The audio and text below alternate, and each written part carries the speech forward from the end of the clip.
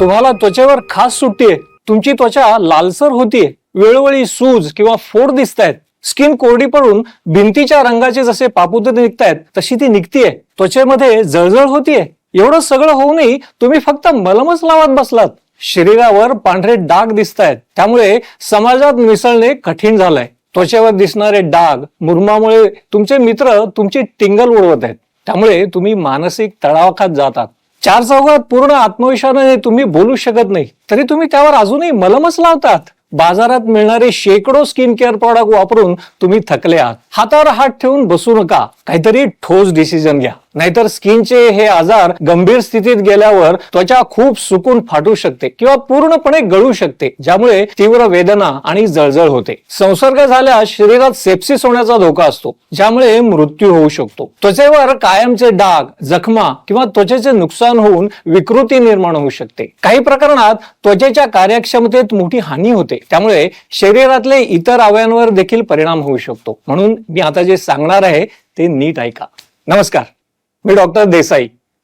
नम्मा होमिओपॅथीमध्ये मागील 10 वर्षांपासून कार्यरत आहे. आज मी त्वचेच्या विकारावर बोलायला इथं आलो आहे. प्रत्येकाला आपल्या जीवनात एकदा केव्हा ना केव्हा कमी अधिक प्रमाणात त्वचेचा विकार झालेला आहे. त्वचा रोग हे सर्वत्र आढळणारा विकार आहे. खराब आहार, तीव्र सूर्यप्रकाशाचा परिणाम, प्रदूषण आणि स्वच्छतेची कमी काळजी यामुळे त्वचेचे विकार जास्त प्रमाणात आढळतात. या विकाराचे लक्षण आढळल्यास योग्य वैद्यकीय सल्ला घेऊन लवकरात लवकर उपचार करून घेणं गरजेचं असतं.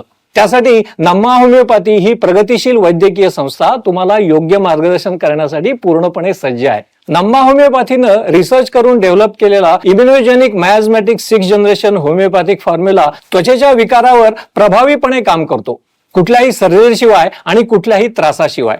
होमिओपॅथी ही अशी औषधोपचार पद्धती आहे ज्याला 200 वर्षांचा इतिहास आहे, आणि ही होमिओपॅथीची उपचार पद्धती प्रगत करण्यासाठी नम्मा होमिओपॅथीच्या रिसर्च टीमचा सातत्याने प्रयत्न असतोच. बऱ्याचदा आपल्याला जेव्हा आजार होतो तेव्हा त्या आजारावर उपचार केले जातात, पण होमिओपॅथीमध्ये आजाराचे कारण शोधून त्या कारणावर उपचार केले जातात. आजाराचं कारणच नसेल तर आजार कसा होईल? त्यामुळे होमिओपॅथी औषधोपचार घेतल्यानंतर आजार मुळापासून नष्ट होतो आणि तो आजार पुन्हा उद्भवण्याची शक्यता फार कमी असते.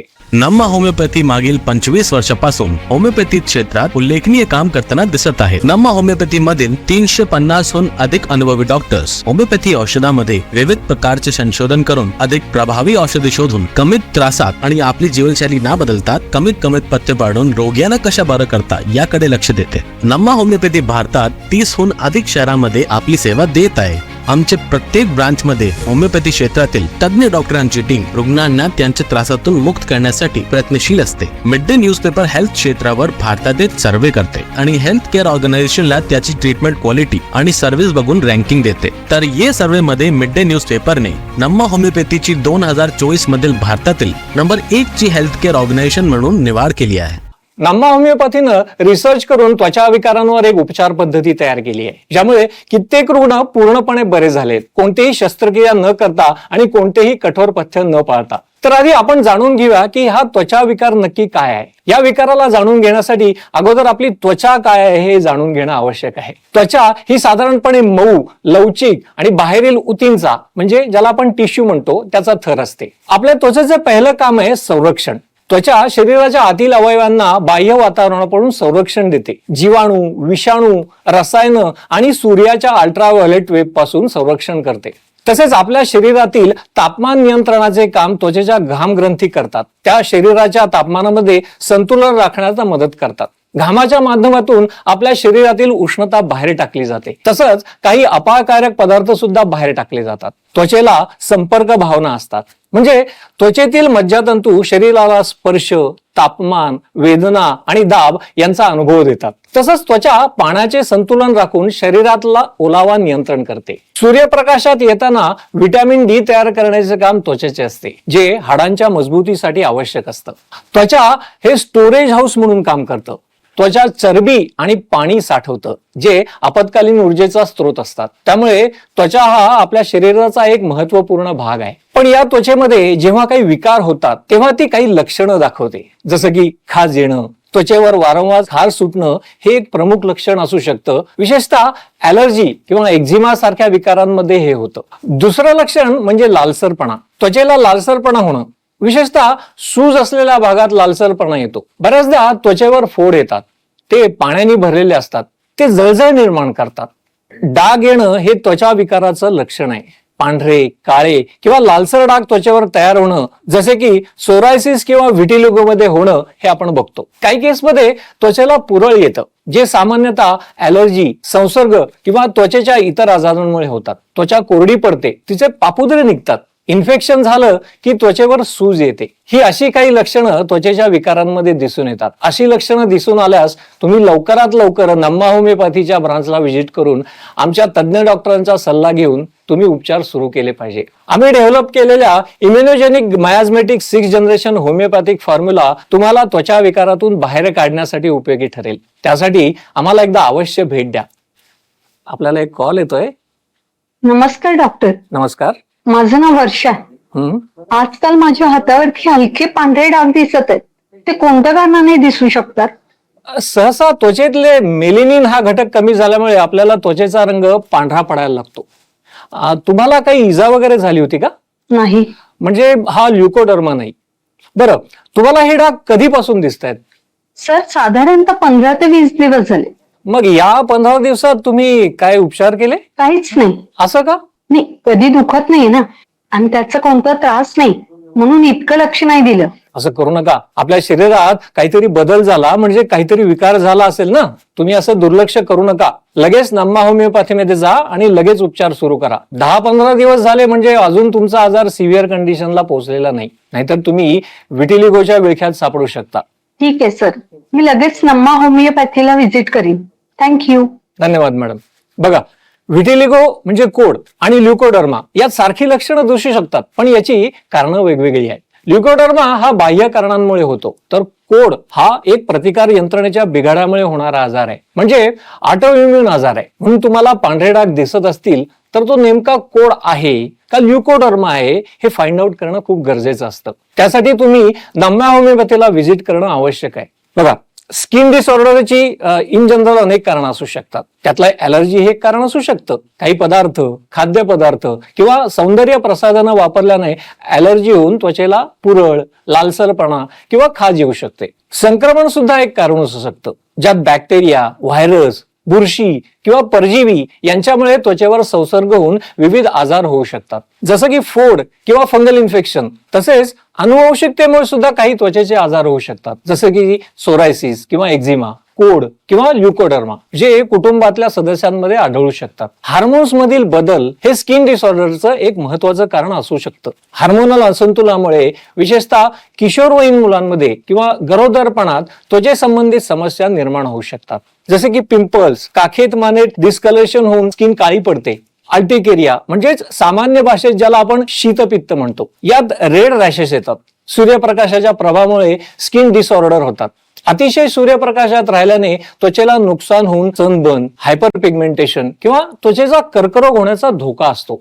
आपण बघतो आजकाल वर्कलोड इतकं झालं ना की सतत तणावच असतो, त्यामुळे सुद्धा त्वचा विकार होऊ शकतात. आणि आपली अयोग्य आहार आणि जीवनशैली यामुळे सुद्धा आपण त्वचा विकाराला आमंत्रण देतो. चुकीचा आहार, अपुऱ्या झोपेचे प्रमाण किंवा व्यायामाचा अभाव त्वचेवर परिणाम करू शकतात. ही विविध कारणं स्किन डिसऑर्डरच्या विकासात महत्वाची भूमिका बजावतात. नम्मा होमिओपॅथीने एक फॉर्म्युला तयार केलाय, immunogenic miasmatic 6th generation homeopathic formula. आपण याला सविस्तर जाणून घेऊयात. तर यातला पहिला शब्द आहे इम्युनोजेनिक. यातील इम्युनो म्हणजे आपली रोगप्रतिकार शक्ती, म्हणजे आपलं मेडिसिन रोगप्रतिकार शक्ती वाढवण्यात भर देतं. तसेच जेनिक म्हणजे जेनेटिक्स, म्हणजे तुमच्या शरीरात जे जीन्स आहेत ते फॅमिली जीन्स असतात. त्यात जे रोग आलेले असतात ते तुमच्या आई वडिलांकडून तुमच्याकडे आलेले असतात. त्याला पण आम्ही कव्हर करण्याचा प्रयत्न करतो. त्यासाठी इम्युनोजेनिक मेडिसिन आहेत. मायाझमॅटिक म्हणजे तुमचा जो त्रास आहे त्याला आम्ही बघतो की तुम्हाला कशामुळे त्रास होतोय, त्याच्या मुळापर्यंत आम्ही जातो.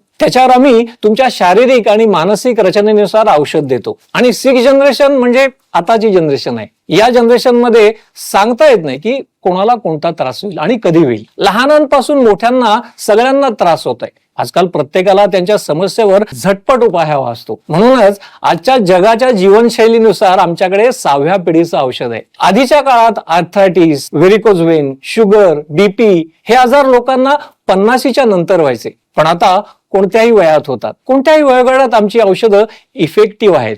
आणि होमिओपॅथिक म्हणजे होमिओपॅथी ही एक वैकल्पिक चिकित्सा पद्धती आहे जी सिमिलिया सिमिलिबस क्युरंटूर या मूलभूत तत्वांवर आधारित आहे. म्हणून या फॉर्म्युलाला आम्ही immunogenic miasmatic 6th generation homeopathic formula असं म्हणतो. त्वचेचे विविध प्रकारचे आजार आहेत, त्यामध्ये या आजारांवर उपचार करण्यासाठी आपल्याला रोगाचा सखोल अभ्यास करणं आवश्यक आहे. आणि हेच नम्मा होमिओपॅथीचं वेगळेपण आहे. आपल्याला एक कॉल येतोय. नमस्कार सर. नमस्कार, बोला. सर माझ्या स्किनवर छोटे छोटे फोड येऊन ते जखमेत बदलतात. खूप विचित्र वाटतं ते. काय उपाय करू मी यावर? सांगतो. आपलं नाव आणि आपण कुठून बोलतात? मी स्वाती गोदने बीडवरून बोलतेय. स्वातीजी, तुम्हाला जो त्रास होतोय तो इम्पोटिगो आजार असू शकतो. तुम्ही काही उपाय केलेत का यासाठी? हो, एका क्लिनिकमध्ये उपचार चालू केले होते. मलम वगैरे लावलं की बरं वाटतं. मग मलम बंद झाला की पुन्हा हा त्रास सुरू होतो. बघा, स्किन ही शरीराचा आरसा असते. कधी कधी शरीरात काही त्रास झाला तर तो तुम्हाला स्किनवर दिसतो. मग याचा अर्थ असा नाही की तुम्हाला स्किनचाच प्रॉब्लेम आहे. आपण काय करतो की स्किनवर काही दिसायला लागलं की लगेच त्यावर काही ना काही मलमच लावतो किंवा त्या प्रकारचे काही उपचार करतो. पण स्किनवर तो प्रॉब्लेम कशामुळे उद्भवला आहे याच्या मुळापर्यंत आपण जात नाही. जोपर्यंत त्याच्या मुळावर उपचार होणार नाही तोपर्यंत आपली स्किन बरी होणार नाही. आपल्याला तो आजार स्किन मधून बाहेर काढायचा आहे, तो दाबायचा नाहीये. स्टेरॉइड्स, अँटीबायोटिक्स, अँटीफंगल ट्रीटमेंट यामुळे तुम्ही तुमच्या स्किनचा विकार हा दाबता, म्हणजे आजार सप्रेस करता. सप्रेस करणं म्हणजे आजार बरा करणं नव्हे. आजाराला सप्रेस करणं म्हणजे आणखीन कुठल्या तरी आजाराला निमंत्रण देण्यासारखं आहे. म्हणजे सोरायसिस, आपण उदाहरण घेऊयात. सोरायसिस तुम्ही बाह्य उपचाराने सप्रेस करण्याचा प्रयत्न केला तर तो सोरायसिस हा हाडांपर्यंत जातो आणि तुम्हाला सोरायटिक आर्थरायटिस होतो. म्हणून तुम्ही नम्मा होमिओपॅथीचे उपचार एकदा घ्या. आमची ट्रीटमेंट तुमचा आजार मुळापासून बाहेर काढण्यासाठी मदत करते. पण तुमची होमिओपॅथिकची औषधं आहे, तर काही पथ्य वगैरे पाळावे लागतात का? काही कठोर पथ्य तुम्हाला पाळावे लागणार नाहीत. आमच्या इम्युनोजेनिक मयाझमॅटिक 6th जनरेशन होमिओपॅथिक उपचार पद्धतीच्या युनिकनेसमुळे तुमचे फार अल्प पथ्यात उपचार केले जातील. पण डॉक्टर, बीडमध्ये ब्रांच आहे ना आपली? आपल्या शहरात आमची ब्रांच नसल्यास ऑनलाईन सल्ला तुम्ही घेऊ शकता. जे रुग्ण वयोवृद्ध आहेत, जे रुग्ण कोणत्याही कारणास्तव आमच्या ब्रांचमध्ये येऊ शकत नाही किंवा ज्यांच्या शहरामध्ये आमची ब्रांच नाही, अशा वेळी तुम्ही आमचं ऑनलाईन कन्सल्टेशन घेऊ शकता. आमची तज्ज्ञ डॉक्टरांची एक टीम ऑनलाईन कन्सल्टेशनसाठी नेहमी सज्ज असते. तुम्ही आमच्या या सुविधेचा सुद्धा फायदा घेऊ शकता. थँक्यू. करते मी चालू तुमच्याकडे उपचार. Thank you madam. मी प्रेक्षकांच्या माहितीसाठी सांगू इच्छितो की स्किनच्या विकाराचे अनेक प्रकार आहेत आणि प्रत्येक विकार हा वेगवेगळ्या कारणामुळे होतो. सामान्यतः स्किनचे आजार हे अल्प किंवा दीर्घकालीन म्हणजे क्रोनिक असू शकतात. त्यांचे काय काय प्रकार आहेत ते आपण जरा समजून घेऊया. पहिला प्रकार आहे बॅक्टेरियल इन्फेक्शन. बॅक्टेरिया त्वचेत शिरल्यामुळे त्वचेवर फोड, पुरळ किंवा सूज येते. योग्य उपचार केल्यास ही स्थिती सामान्यतः काही आठवड्यात बरी होते, पण उपचार न केल्यास गंभीर इन्फेक्शन किंवा रक्त संक्रमणाचा धोका असतो. इम्पेटिगो सेल्युलायटिस यांच्यासारखे आजार बॅक्टेरियल इन्फेक्शनमुळे होऊ शकतात. दुसरा प्रकार आहे व्हायरल इन्फेक्शन. व्हायरल इन्फेक्शन मध्ये पुरळ, फोड किंवा जखमा तयार होऊ शकतात. हे विकार सामान्यतः स्वतः बरे होतात, परंतु काही प्रकरणात व्हायरस शरीरात दीर्घकाळ टिकतो, ज्यामुळे पुन्हा पुन्हा समस्या निर्माण होऊ शकते. जसे की हर्पीस या आजारात होतं. चिकन पॉक, मोल्युस्कम कॉन्टॅजिओसम हे व्हायरल इन्फेक्शनमुळे होणारे स्किनचे प्रकार आहेत. तिसरा प्रकार आहे फंगल इन्फेक्शन. फंगल इन्फेक्शनमुळे त्वचेमध्ये खाज, पुरळ आणि लालसर डाग तयार होतात. योग्य अँटीफंगल उपचार घेतल्यास हा प्रकार नियंत्रणात येतो. उपचार न घेतल्यास ते दीर्घकालीन समस्या बनवू शकतात. ऍथलीट फूट, रिंगवर्म्स, कॅन्डिडायसिस हे फंगल इन्फेक्शनमुळे होणाऱ्या आजारांचे काही उदाहरण आहेत. चौथा प्रकार आहे अनुवंशिक त्वचेचे आजार. या आजारांची प्रगती अनिश्चित असते. हे आपल्या पूर्वजांकडून आलेले विकार आहेत. हे विकार दीर्घकाळ टिकणारे आणि वारंवार होणारे असू शकतात. योग्य औषधोपचार, आहार आणि जीवनशैलीतले बदल याने लक्षणं नियंत्रित करता येतात, पण पूर्णपणे उपचार करणे अवघड असतं. सोरायसिस, विटिलिगो, एक्झिमा यासारखे आजार हे अनुवंशिक कारणामुळे होऊ शकतात. पाचवा प्रकार आहे ॲलर्जिक रिॲक्शन. यामुळे होणारे त्वचा विकार, ॲलर्जिक प्रतिक्रिया, त्वचेवर अचानक खाज, सूज, फोड किंवा पुरळ तयार करतं. ॲलर्जन काढून टाकल्यास ही समस्या कमी होते, परंतु ॲलर्जीमुळे वारंवार असे विकार होऊ शकतात. कॉन्टॅक्ट डर्माटायटिस, आईब्स यांसारखे आजार पण या प्रकारात मोडतात. नंतर ऑटोइम्युन डिसऑर्डर हा एक वेगळ्या प्रकारच्या त्वचेच्या विकारांमध्ये बघायला मिळतो. ऑटोइम्युन विकारांमध्ये शरीराची रोगप्रतिकार शक्ती स्वतःच्या त्वचेशी लढते, ज्यामुळे सूज, जखमा किंवा रंगात बदल होतो. हे विकार गंभीर असू शकतात आणि वेळेत उपचार न केल्यास त्वचा आणि इतर अवयवांवरही परिणाम करू शकतात. जसे की SLE, स्क्लेरोडर्मा हे आजार ऑटोइम्युन डिसऑर्डर आहेत. कर्करोगजन्य त्वचेच्या आजाराचे सुद्धा प्रकार आपल्याला बघायला मिळतात. त्वचेवर गाठ, जखम किंवा काळे डाग तयार होतात, जे बरे होत नाहीत. त्वचेचा कर्करोग पटकन प्रगती करतो आणि शरीराच्या इतर भागांवर पसरू शकतो. योग्य वेळी निदान आणि उपचार करणं अत्यंत महत्वाचं आहे. Melanoma, squamous cell carcinoma, basal cell carcinoma हे काही कर्करोगजन्य त्वचेच्या आजाराचे प्रामुख्याने आपल्याला बघायला मिळतात. आणि त्वचेच्या आजाराचा शेवटचा प्रकार आहे क्रॉनिक डिसऑर्डर्स. हे विकार दीर्घकाळ चालणारे असतात आणि पुन्हा पुन्हा होऊ शकतात. त्यासाठी नियमित उपचार आणि त्वचेची काळजी घेणं आवश्यक असतं. जीवनशैलीत बदल करून लक्षणे नियंत्रित ठेवता येतात. यात ॲक्ने म्हणजे मुरूम किंवा रोझेसिया सारखे विकार येतात. सर्व स्किन आजारांची डेव्हलपमेंट ही तो कसा उद्भवला या कारणांवर अवलंबून असतं. वेळेत निदान, योग्य उपचार आणि नियमित त्वचेची काळजी घेणं हे अत्यंत महत्वाचं आहे. तसंच सनस्क्रीन वापरणं, ॲलर्जन्स पासून दूर राहणं आणि नियमित स्वच्छता ठेवणं हे स्किन डिसऑर्डर टाळण्यासाठी उपयुक्त असतं. आणि आमच्या immunogenic miasmatic 6th generation homeopathic उपचार पद्धतीचा वापर केल्यास या आजारांमध्ये नक्की फायदा होतो. आपल्याला परत एक कॉल येतोय, बघूयात. नमस्कार सर, मी धर्मराज आठवले बोलतोय. नमस्कार, बोला. सर, मला त्वचेवर लालसर जाड चटके तयार होतात, त्यावर पांढरी टिक्की, असं म्हणा की चांदीच्या रंगाचे खवले असतात. या टक्क्यावर खूप खाज सुटते आणि काही वेळा जळजळ सारखं वाटतं सर. तुमचं वय काय आहे? 68 वर्ष सर. धर्मराजजी, ही लक्षणं सोरायसिसची असू शकतात. सोरायसिस हा एक दीर्घकालीन ऑटोइम्युन त्वचा विकार आहे की ज्यामुळे त्वचेच्या पेशींची वाढ सामान्यपेक्षा जास्त वेगाने होते. त्यामुळे त्वचेवर लालसर, जाड, खडबडीत पट्टे तयार होतात, ज्यावर पांढरं किंवा चांदीसारखे पापुद्रे असतात. हा आजार कोणत्याही वयोगटात होऊ शकतो, परंतु तो विशेषतः प्रौढांमध्ये अधिक सामान्य आहे. तुमच्या वयाच्या लोकांमध्ये हा सामान्य आहे. तुम्ही आमच्या ब्रांचला व्हिजिट करा आणि तुमच्या आजाराचं योग्य निदान करून घ्या. हो, येस सर. धन्यवाद. सोरायसिस मध्ये शरीराच्या प्रतिकार शक्तीचे कार्य बिघडतं, ज्यामुळे त्वचेच्या पेशींची वाढ ही अनियंत्रित होते. म्हणून याला ऑटोइम्युन त्वचा विकार म्हणतात. तसंच हा अनुवंशिकतेमुळे सुद्धा होतो. कुटुंबात सोरायसिस असलेल्या व्यक्तींच्या मुलांना याचा धोका अधिक असतो. संक्रमण, तणाव, त्वचेला लागलेली इजा, काही औषधं किंवा हवामानातला बदल हे आजाराला निमंत्रण देऊ शकतात. या सोरायसिसचे प्रामुख्याने 5 प्रकार आपल्याला बघायला मिळतात. त्यातला पहिला प्रकार आहे, जो सर्वसामान्य प्रकार आहे, तो आहे प्लाक सोरायसिस. यामध्ये त्वचेवर लालसर पट्ट दिसतात, ज्यावर पांढरे पापुद्रे असतात. दुसरा आहे गुटेड सोरायसिस. यात लहान लहान डाग शरीरावर दिसतात. हे विशेषतः मुलांमध्ये संक्रमणानंतर होऊ शकतात. तिसरा आहे इन्व्हर्स सोरायसिस. हा त्वचेच्या बारीक भागात जसं की बगल, सांधे या भागात होतो. हे भाग लाल चकचकीत दिसतात. त्यानंतर एक गंभीर प्रकारचा पोस्चरल सोरायसिस. यात हा पांढऱ्या फोडांसह त्वचा लालसर होते. आणखीन एक प्रकार म्हणजे एरिथ्रोडर्मिक सोरायसिस. यात त्वचेवर सूज येऊन ती लाल होते. हा सुद्धा एक गंभीर प्रकारचा सोरायसिस असतो आणि त्वचेचे मोठे नुकसान करू शकतो. शरीरावर लालसर किंवा चांदीसारखी पापुद्रे असलेले पट्टे येऊ लागले तर ते सोरायसिसचे लक्षण असू शकतात. तसंच त्वचेवर खाज सुटणं किंवा जळजळ होणं, त्वचा कोरडी आणि फुटलेली असणं हे सुद्धा सोरायसिसचं लक्षण असू शकतं. जेव्हा सोरायसिस झाल्यावर आपले सांधे दुखतात किंवा सुजतात, तेव्हा सोरायटिक आर्थरायटिसचा धोका वाढतो. सोरायसिस असलेल्या व्यक्तींना सांधेदुखीचा आणि मानसिक आरोग्य समस्यांचा धोका अधिक असतो. म्हणून सोरायसिसचे उपचार वेळेत घेतलेलं बरं. तुम्हाला सोरायसिसची लक्षणं दिसत असल्यास नम्मा होमिओपॅथीला अवश्य भेट द्या. आमची immunogenic miasmatic 6th generation homeopathic उपचार पद्धती सोरायसिसवर प्रभावीपणे काम करते. बघूयात पुढचे कॉलर काय म्हणतात. हॅलो, नमस्कार सर. सारंगा पाठक बोलतोय. नमस्कार, बोला.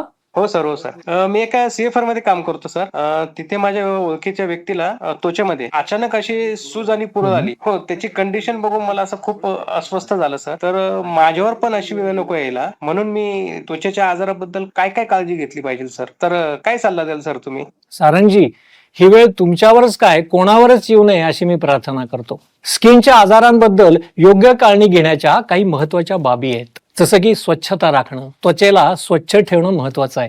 रोज नियमितपणे कोमट पाण्याने आंघोळ करावी. जास्त घाम येणाऱ्या भागांना विशेष स्वच्छ ठेवणं गरजेचं असतं. मॉइश्चरायझर वापरणं, त्वचा कोरडी होऊ नये म्हणून नियमित मॉइश्चरायझर वापरा. विशेषतः आंघोळीनंतर त्वचेला मॉइश्चरायझर लावणं आवश्यक आहे. सूर्यप्रकाशापासून संरक्षण करा. सूर्याच्या तीव्र किरणांपासून त्वचा सुरक्षित ठेवण्यासाठी सनस्क्रीन वापरणं आवश्यक आहे. उन्हात जास्त वेळ घालवण्याचे टाळा, विशेषतः सकाळी 10 ते दुपारी 4 या वेळेत. आरोग्यदायी आहार घ्या. त्वचेच्या आरोग्यासाठी संतुलित आहार घ्या, ज्यात फळं, भाज्या आणि पुरेशी पाणी पिण्याची सवय असावी. तुम्ही बराच वेळा आपल्या बॉलिवूडच्या ज्या अभिनेत्री आहेत त्यांना असं म्हणताना बघितलं असेल की मी माझं सौंदर्य राखण्यासाठी भरपूर पाणी पितं. पुरेसे पाणी पिणं त्वचेला चमकदार, मऊ आणि तरतरीत ठेवायला मदत करतं. त्वचेतील हायड्रेशन कमी झाल्यास त्वचा कोरडी, निर्जीव आणि सुरकुतलेली दिसू शकते. व्हिटॅमिन C, E आणि अँटीऑक्सिडंट युक्त पदार्थ त्वचेसाठी फायदेशीर असतात. जास्त रासायनिक उत्पादनांचा वापर टाळला पाहिजे. त्वचेसाठी मृदू आणि नैसर्गिक उत्पादनं वापरणं उत्तम आहे. काही विशिष्ट कॉस्मेटिक्स किंवा साबणांमध्ये असलेल्या केमिकलमुळे त्वचेला नुकसान होऊ शकतं. धूम्रपान आणि अल्कोहोल टाळा. धूम्रपान आणि अल्कोहोलमुळे त्वचेमध्ये वृद्धत्वाच्या खुणा लवकर दिसतात आणि त्वचेच्या आजारांचा धोका वाढतो. योग्य कपडे वापरा. जास्त घट्ट कपडे घालणं टाळावं आणि हवेशीर कपडे वापरावेत, जेणेकरून त्वचेची हवा खेळती राहील. सिंथेटिक किंवा गुळगुळीत कपड्यांमुळे त्वचेच्या आजारांचा धोका वाढू शकतो. तसंच तणावामुळे त्वचेशी संबंधित समस्या उद्भवू शकतात. योग, ध्यान किंवा नियमित व्यायामाने तणाव कमी करण्याचा प्रयत्न करा आणि त्वचेवर कोणताही त्रास होत असल्यास त्वचारोग तज्ञांचा सल्ला घ्या. कोणतेही औषध किंवा क्रीम स्वतः वापरण्याआधी डॉक्टरांचा सल्ला महत्वाचा आहे. आणि आमच्यासोबत जुळण्यासाठी स्क्रीनवर दिलेल्या नंबरवर संपर्क करा. नम्मा होमिओपॅथी आरोग्य संजीवनी.